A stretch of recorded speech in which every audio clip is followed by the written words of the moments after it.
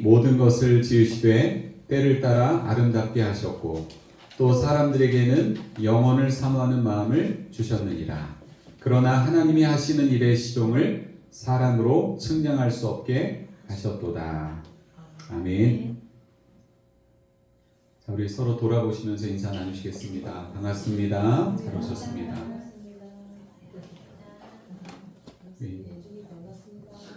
전진 집사님 반갑습니다. 네, 잘 오셨습니다. 오늘은 영원을 사모하는 마음이란 제목으로 말씀을 나누고자 합니다. 프랑스의 철학자 파스칼이 한 번은 사교 파티를 마치고 밤에 마차를 타고 귀가를 하다가 마차에 깔려서 죽을 뻔한 적이 있었습니다. 위험천만한 상황을 넘긴 파스칼은 아무 일 없었다는 듯이 도도히 흐르는 세느강을 바라보면서 인생의 덧없음과 영원을 생각하게 되었다고 합니다. 죽음 앞에서 인생의 모든 삶이 무슨 의미가 있는가? 죽음 앞에서 젊음과 명성, 세상의 부귀영화, 권세가 무슨 소용이 있단 말인가? 이 일은 그가 예수님을 믿게 된 계기가 되었다고 합니다. 오늘 본문은 전도서인데요. 이 전도서는 인생의 헛됨, 허무함, 덧없음에 대해서 많이 강조하고 있습니다. 전도서를 히브리어 성경으로 보면 222개의 단어로 기록이 되어 있는데 222개의 단어 중에서 헛되다 라고 하는 말이 30-40번 정도가 나오니까 전도서가 얼마나 우리 인생의 허무함을 강조하는지를 알 수 있습니다. 전도서는 전통적으로 솔로몬 왕이 기록한 것으로 보고 있습니다. 우리가 아는 대로 솔로몬 왕은 세상에 태어나 자기가 원하는 것을 다 가져보고 다 누려본 사람이었습니다. 그래서 이 솔로몬은 누구보다도 인생의 허무함과 헛됨과 덧없음을 잘 아는데 그런 그가 전도서의 결론으로 제시하는 교훈은 하나님을 경외하고 그 말씀에 순종하는 자가 되라는 것입니다. 그럴 때 인생은 허무하지 않고 영원히 의미 있고 가치 있는 삶이 될 수 있다는 것입니다. 전도서의 여러 가지 말씀 중에서 우리는 오늘 이 3장 11절을 살펴보고자 하는데 이 말씀을 통해서 얻을 수 있는 교훈이 있습니다. 먼저 사람은 하나님의 형상대로 창조되었다는 사실입니다. 11절을 보면 하나님이 모든 것을 지으시되 때를 따라 아름답게 하셨다고 했습니다. 이 구절은 하나님께서 모든 것을 질서에 따라 운용이 되도록 각각의 시기에 가장 알맞고 조화롭게 만물을 창조하셨다는 뜻입니다. 우주와 빛을 만드시고 궁창을 만드시고 바다와 땅과 식물을 만드시고 해와 달과 별을 만드시고 물고기와 새와 짐승을 만드시고 마지막으로 사람을 만드시고 이처럼 하나님은 섬세한 플랜을 따라서 질서 있고 조화롭게 세상의 모든 만물을 창조하셨습니다. 그런데 하나님의 창조 가운데 가장 특별하게 지어진 존재가 있는데 그게 바로 사람입니다. 저고 여러분입니다. 여러분 우리 창세기 1장 27절 한번 보시겠습니다. 앞에 보시면 되겠는데요. 창세기 1장 27절을 같이 읽겠습니다. 시작. 하나님이 자기 형상 곧 하나님의 형상대로 사람을 창조하시되 남자와 여자를 창조하시고 아멘. 사람이 하나님의 형상대로 창조되었다는 것은 사람이 하나님과 외모적으로 닮았거나 아니면 하나님의 본질적인 속성을 그대로 닮았다는 뜻이 아닙니다. 하나님의 형상대로 창조되었다는 것은 하나님을 반영하는 존재로 창조되었다는 것입니다. 한번 따라해 볼까요? 하나님을 반영하는 존재. 하나님을 반영하는 존재. 그러니까 나의 모습을 통해서 하나님의 모습을 볼 수가 있다는 겁니다. 이 앞에 화면을 보시면요. 웨스트민스터 신앙고백이라고 하는 게 있는데 이 신앙고백의 4장 2항에 보면 사람이 하나님의 무엇을 반영하고 있는지를 이렇게 설명합니다. 그들에게 자신의 형상을 따라 이성적이며 불멸하는 영혼을 주셨고 지식과 의와 진정한 거룩함을 부여하셨으며 그들의 마음에 하나님의 율법을 기록하셨고 그 율법을 이룰 능력을 베푸셨다. 이렇게 웨스트민스터 신앙고백이 기록을 하고 있는데요. 사람은 비록 하나님과 비교조차 할 수 없는 존재이지만 영혼을 가지고 있는 이 영혼은 이성적이면서 불멸한다. 멸망하지 않는다는 점에서 하나님의 모습을 반영하고 있습니다.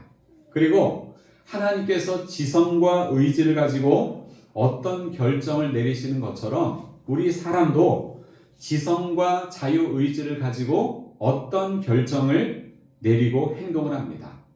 하지만 무엇보다도 인간이 지닌 하나님의 형상의 가장 중요한 속성은 무엇인가 하면 그분의 온전하신 성품을 닮았다는 것입니다. 에베소서 4장과 골로새서 3장에 보면 인간이 본래 지니고 있던 하나님의 형상이 참 지식과 의로움과 진정한 거룩함이라고 말씀합니다. 물론 죄로 인해서 처음 아담이 가지고 있던 완전한 하나님의 형상을 상실했지만 예수님을 믿는 신자들은 죄로 인해서 왜곡되어진 그 형상이 점점 온전한 형상으로 변화되는 과정 가운데 있습니다. 저도 그렇고 여러분도 그렇습니다. 이 과정을 뭐라고 하죠? 성화의 과정이라고 합니다. 이처럼 사람은 하나님의 모습을 반영하는 존재요. 하나님의 성품을 닮았고요. 하나님과 교제하는 인격적인 존재로 창조되었습니다. 여러분, 피조물 가운데 하나님과 인격적인 교제를 나눌 수 있는 존재가 어디 있습니까? 사람에게 이 엄청난 특권과 은혜를 주신 하나님 앞에 날마다 감사하는 여러분이 되시기를 바랍니다. 아멘. 두 번째로 본문을 통해서 얻을 수 있는 교훈이 있습니다. 사람은 땅의 것으로 만족할 수 없는 존재라는 사실입니다. 한번 따라해 볼까요? 사람은 땅의 것으로 만족할 수 없다. 땅의 것으로 만족할 수 없다. 11절 말씀 중간에 보면 사람들에게는 어떤 마음을 주셨다고요? 영혼을 사모하는 마음을 주셨다라고 했는데 히브리어 원문대로 하면 영혼을 그들의 마음속에 심어주셨다는 거예요. 영혼을 그들의 마음속에 심어주셨다. 영혼이란 말은 히브리어로 올람이라고 하는 단어인데 무슨 뜻인가 하면 무한하여 셀 수 없는 영속성, 이런 뜻입니다. 영혼이라고 하는 이 개념은요, 본래 사람이 아닌 하나님께 속한 것인데 하나님께서 유한한 인간에게 영원한 것을 생각하고 영원한 것을 사모할 수 있는 마음을 허락하셨다는 겁니다. 인간의 유한성에 대해서 본문의 뒷부분에서 말씀을 하는데요, 하나님이 하시는 일의 시종을 사람으로 측량할 수 없게 하셨다고 했습니다. 이 부분을 세번역 성경 버전으로 보니까 이렇게 되어 있습니다. 사람은 하나님이 하신 일을 처음부터 끝까지 다 깨닫지는 못하게 하셨다. 그렇습니다. 사람은 하나님의 형상대로 영원히 존재하도록 창조되었지만 하나님이 하신 그 일들을 다 깨닫지는 못하는 분명한 한계를 지닌 존재입니다. 그렇기 때문에 사람은 자신의 한계를 인정하고 무한하신 하나님을 경외하는 길로 나아가야 합니다. 제가 아까 전도서의 저자 솔로몬이 전도서에서 인생의 헛됨을 많이 강조했다는 말씀을 드렸습니다. 자기가 좋아하고 또 자기가 원하는 것을 다 누려봤지만 솔로몬은 다 헛되다고 했는데 솔로몬의 이 고백을 잠시 한번 확인해 보겠습니다. 자, 전도서 1장 2절과 3절 앞에를 보시겠습니다. 1장 2절과 3절 같이 읽어보겠습니다. 시작. 전도자가 이르되 헛되고 헛되며 헛되고 헛되니 모든 것이 헛되도다. 해 아래에서 수고하는 모든 수고가 사람에게 무엇이 유익한가. 그 다음에 전도서 2장 10절과 11절입니다. 2장 10절과 11절 시작. 무엇이든지 내 눈이 원하는 것을 내가 금하지 아니하며 무엇이든지 내 마음이 즐거워하는 것을 내가 막지 아니하였으니 이는 나의 모든 수고를 내 마음이 기뻐하였습니다. 이것이 나의 모든 수고로 말미암아 얻은 몫이로다. 그 후에 내가 생각해본즉 내 손으로 한 모든 일과 내가 수고한 모든 것이 다 헛되어 바람을 잡는 것이며 해 아래에서 무익한 것이로다. 이게 솔로몬의 아주 솔직한 고백입니다. 솔로몬은 일반적인 세상에서 사람들이 욕망하는 모든 것을 마음껏 누렸습니다. 왕으로서의 권세, 전무후무한 지혜, 1000명의 아내, 엄청난 금은보화, 뛰어난 명성 등등 모든 것을 다 가진 사람이었습니다. 하지만 그가 모든 것을 다 누려봤지만 다 헛되고 무익하다는 고백을 하고 있습니다. 오늘 여러분의 인생은 어떻습니까? 날마다 만족하는 인생을 살고 있습니까? 물론 우리가 솔로몬 왕처럼 우리가 원하는 모든 것을 다 누려보진 않았지만 지금껏 살아온 우리 인생의 경험만으로도 세상에 영원한 만족을 주는 것은 없다는 것을 우리는 깨달을 수 있습니다. 그렇다면 사람은 왜 이 땅의 것으로 만족할 수 없는 것입니까? 사람은 동물과는 다르게 영원한 가치와 소망을 추구하는 존재로 지음받았기 때문입니다. 대부분의 동물은 잘 먹고 잘 자고 건강하게 잘 활동하면 그 이상 바라지 않습니다. 하지만 하나님의 형상대로 창조된 사람은 그 수준으로만 만족할 수 없습니다. 그것 이상의 무언가가 있어야 합니다. 그것이 영원한 삶이고요. 그것이 영원한 하나님의 존재입니다. 그래서 파스칼은 인간의 마음속에는 세상의 그 무엇으로도 채울 수 없는 빈 공간이 있는데 그 공간은 하나님만이 채우실 수 있다라는 말을 했습니다. 사랑하는 여러분, 이 땅의 것에 집착하지 마시고 우리를 위해 예비하신 영원한 세계를 바라볼 수 있는 눈이 열려지시기를 예수님의 이름으로 축복합니다. 아멘. 사람에게 영원을 사모하는 마음이 있다는 것은 인류 역사를 통해서도 잘 알 수 있는데요. 진시황은 많은 인력과 재물을 동원해서 불로초를 구하려 했지만 구하지 못하고 49세에 죽었습니다. 한 무제는 이른 새벽에 내리는 이슬을 받아 마시면 불로 장생한다고 믿어서 그렇게 했지만 69세에 죽었습니다.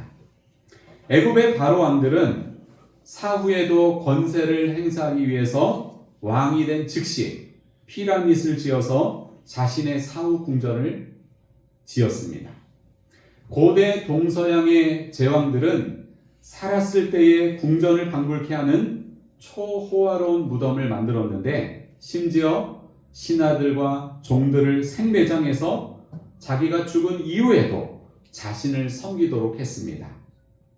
이 땅에서 건강하게 장수하는 것도 복이지만 진정한 복은 죽음 이후에 영원한 세계가 있음을 확신하고 영원히 사라지지 않는 가치를 위해서 하루하루를 살아가는 것입니다.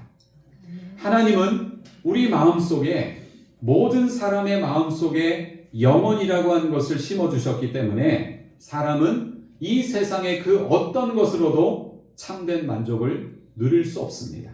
그래서 골로새서 3장 1절과 2절에 보면 너희가 그리스도와 함께 다시 살리심을 받았으면 위의 것을 찾으라. 위의 것을 생각하고 땅의 것을 생각하지 말라고 말씀하셨습니다. 그렇습니다. 땅의 것을 생각하지 않고 위의 것을 생각하고 찾는 그런 삶을 살 때 우리는 참된 만족과 기쁨의 삶을 살게 될 줄로 믿습니다. 아멘. 마지막으로 우리가 본문을 통해서 얻을 수 있는 교훈이 있습니다. 이 땅에서 하나님과 어떤 관계를 맺느냐가 영혼의 운명을 결정한다는 사실입니다. 토마스 브라운경이란 사람은 지구상에서의 우리의 시간은 영원이란 시간 사이에 끼어있는 짧은 기간에 불과하다고 했습니다. 영혼의 관점에서 본다면 우리가 육신의 몸을 입고 살아가는 이 땅에서의 삶은 다음 삶을 위한 준비 과정이라고 할 수 있습니다. 예를 들어서 오케스트라가 어떤 큰 공연을 준비하는데 그 공연을 위해서 얼마나 많은 시간과 수고를 들입니까? 끊임없는 연습과 훈련을 통해서 본 공연을 준비하듯이 우리 인생은 실제 공연을 위해서 하는 리허설이라고 할 수 있습니다. 예비학교라고 할 수가 있습니다. 그러면 하나님과의 관계 여부가 어떻게 영혼의 운명을 결정짓는단 말입니까? 이 땅에서는 수많은 선택의 사항들이 널려 있지만 죽음 이후에는 두 가지 선택지밖에 없습니다. 하나님이 믿는 자를 위해서 예비하신 천국과 마귀와 그 사자들 위해 예비된 지옥, 이 두 가지밖에 없습니다. 요한복음 3장 16절은 우리에게 분명한 천국의 길을 제시합니다. 하나님이 세상을 이처럼 사랑하사 독생자를 주셨으니 이는 그를 믿는 자마다 멸망하지 않고 영생을 얻게 하려 하심이라. 인간이 스스로 해결할 수 없는 이 죄와 사망의 문제를 십자가의 죽으심으로 해결하신 예수님, 그 예수님을 믿는 자마다 영생을 주신다고 성경은 분명히 우리에게 선언하며 말씀하고 있습니다. 그렇다면 십자가의 예수님을 믿고 하나님의 자녀가 된 우리는 죽음 이후의 영원한 삶을 위해서 이 땅에서 어떤 준비를 해야 합니까? 전도서에서 제시하는 영혼의 삶의 준비는 무엇인지를 한번 찾아보겠습니다. 자, 전도서 12장 13절과 14절 앞에 보시겠습니다. 같이 읽겠습니다. 전도서에서 제시하는 영원한 삶의 준비. 자, 같이 읽습니다. 일의 결국을 다 들었으니 하나님을 경외하고 그의 명령들을 지킬지어다. 이것이 모든 사람의 본분이니라. 하나님은 모든 행위와 모든 은밀한 일을 선악간에 심판하시리라. 아멘. 아멘. 솔로몬은 인생의 헛됨을 주장하다가 전도서의 결론으로 이 말씀을 제시하고 있습니다. 사람의 모든 행위를 선악간에 심판하시는 하나님을 경외하고 그 명령을 지키는 것이 우리의 본분이요 영원한 삶의 준비라는 것입니다. 아멘. 마지막으로 한 군데만 더 보겠습니다. 요한일서 2장 17절입니다. 요한일서 2장 17절. 같이 읽습니다. 시작. 이 세상도 그 정욕도 지나가되 오직 하나님의 뜻을 행하는 자는 영원히 거하느니라. 아멘. 예수 그리스도를 유일한 구원자와 주님으로 믿고 하나님을 경외하고 그 명령을 지키는 삶, 그리고 오직 하나님의 뜻을 행하는 삶, 그러한 믿음과 삶으로 영원한 천국을 향해 가는 여러분이 되시기를 축원합니다. 아멘. 말씀을 정리합니다. 사람은 무엇으로 창조되었다고요? 하나님의 형상대로 창조되었습니다. 그리고 사람은 무엇으로 만족할 수 없는 존재라고요? 땅의 것으로 만족할 수 없는 존재입니다. 하나님과 어떤 관계를 맺느냐가 영혼의 운명을 결정합니다.